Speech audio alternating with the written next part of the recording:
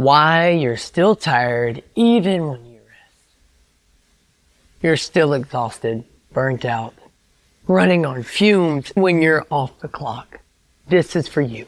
You finally slow down, but you don't feel rested.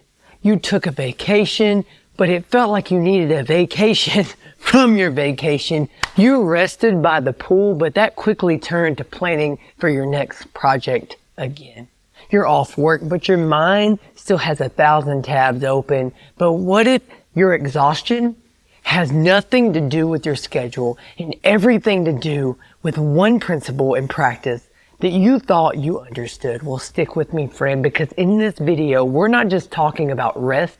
We're uncovering why your Sabbath might be broken. What if everything you thought you knew about rest was actually the reason you're still tired? What's up, fam? I'm Coach Red Wallace, the founder and coach at Better Than Best Academy. With over a decade of leadership experience and passion for helping Christian men like you rediscover their identity in Christ, I coach kingdom leaders who are tired of surviving and ready to walk in confidence, clarity, and purpose. Today, we're diving into a passage that could redefine how you rest.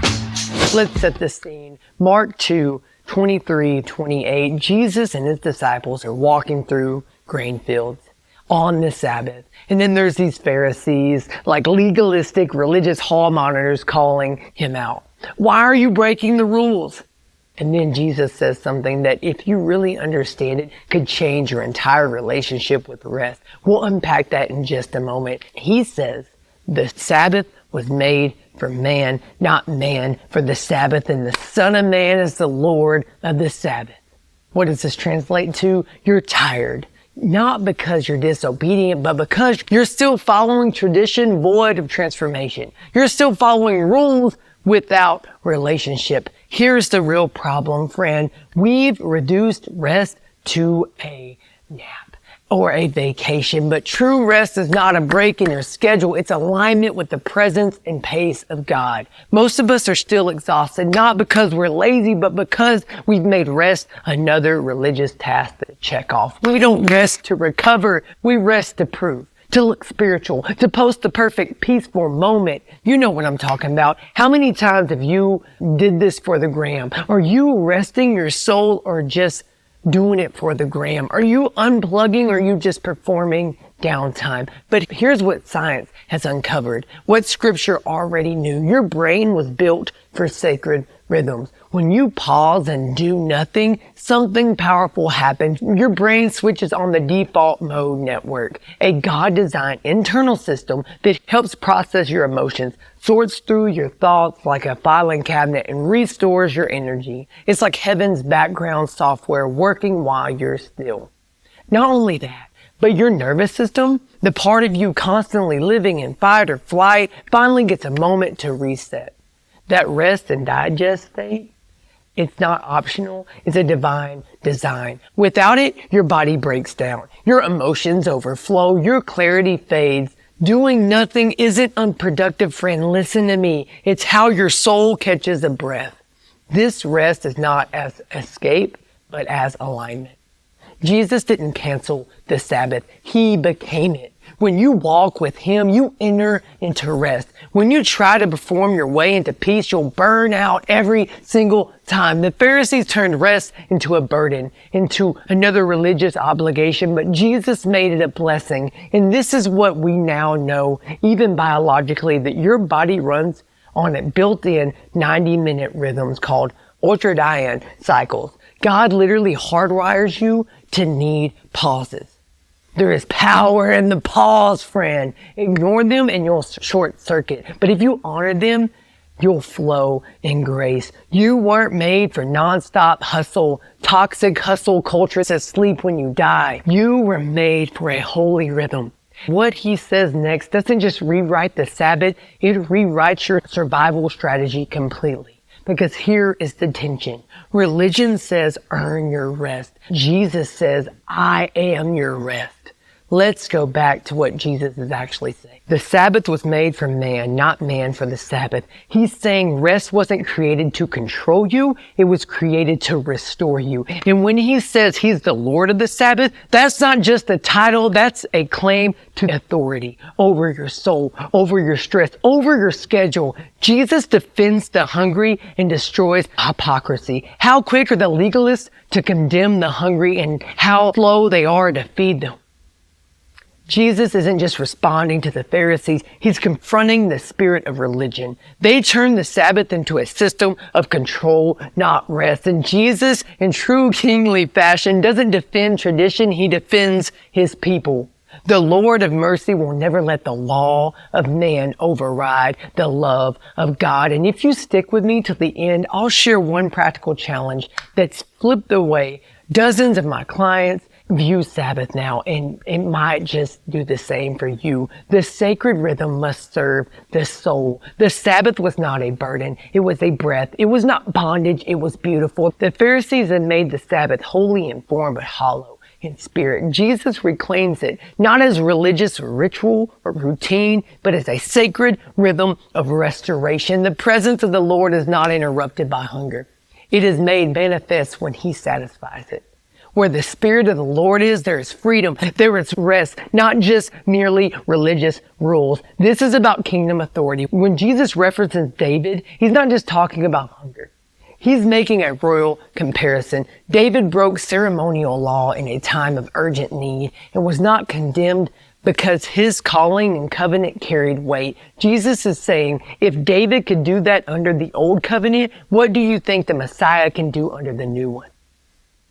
This isn't about bread. This is about lordship. And Jesus is making a claim that he is the true king, the true temple, and the true rest. The Lord who gives rest to the restless. My soul is restless until it rests in you.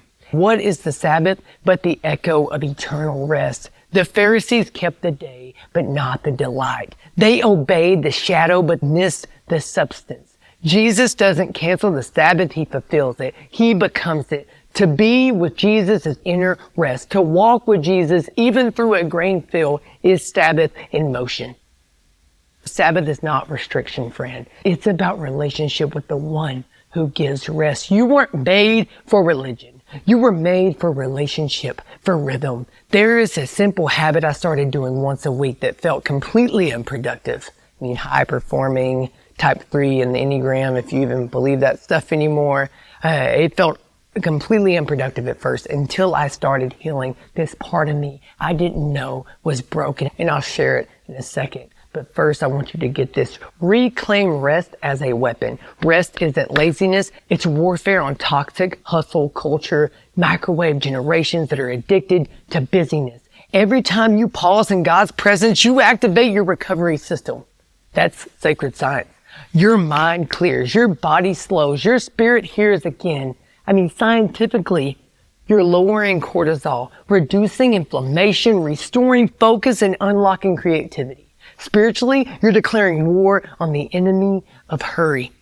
You declare war on the enemy of hurry every single time you pause in God's presence. Listen, I've lived most of my life sprinting towards success, striving to try to gain love and approval, trying to be the most productive, effective, efficient man I could be. But the dark side of that hustle was I was constantly chasing this peace that I already had access to. I used to say I'll sleep when I'm dead, but I almost lived like I was. But newsflash, bro, we're not designed to run this vehicle, this body of ours on E. So my principle to practice for this step is I want you to block out 2 hours this week where you don't produce, you just receive. No content, no goals, no multitasking, just be still. Be a human being, not a human doing. Take it further, even put down all the distractions. Can you put away your phone longer than 5 minutes?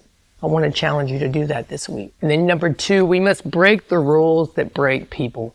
If your version of Christianity doesn't make room for rest, joy, and grace, that's not kingdom. That's merely religious obligation. Self-righteous even.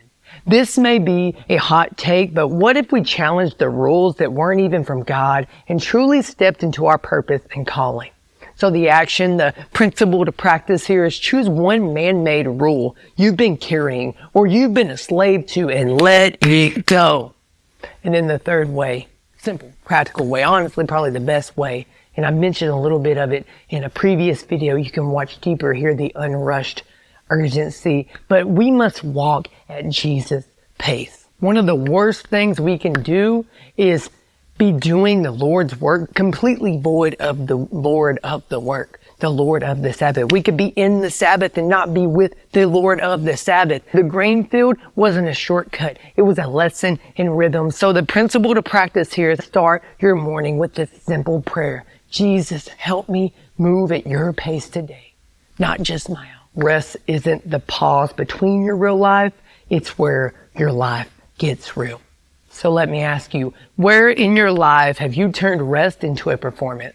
Where have you lost the rhythm of rest and grace? Now pause here. If this message stirred something in you, drop a comment and tell me what's one area God is inviting you to slow down in order to speed up. If you are serious about living a kingdom impact and not just a busy life, then you need to check out my legacy letter. It is a powerful tool I've created to help you get crystal clear, laser focused on your values, vision, and the impact you want to leave behind, but not just leave behind, live it in the here and now. So whether you're a dad, a husband, a leader, or just a man trying to walk this out, this will change how you live and lead. So download it now. You can find the link in the description or in the pinned comments or wherever you're watching, because legacy is built in rhythm, not in rush. If Jesus is Lord of the Sabbath, and he is, then he also should be Lord of your schedule, your striving, your guilt, your rest. Let him lead it all, friend. That is when we walk in true purpose and freedom and peace and joy. That's when we are restored by the rest that we are so desperately longing for. Let him interrupt your rules. Let him restore your rhythm. The Sabbath was made for you. So why are you still serving what was meant to serve you? Rest is not passive, it's powerful. It's not escape, it's alignment. Let Jesus be the Lord of your rest and watch him restore what hustle could never heal. Now, until next time, you can check out the next video. I can't wait to see you there, and I love you, friend. I'm praying for you. Now, let's keep living better than best.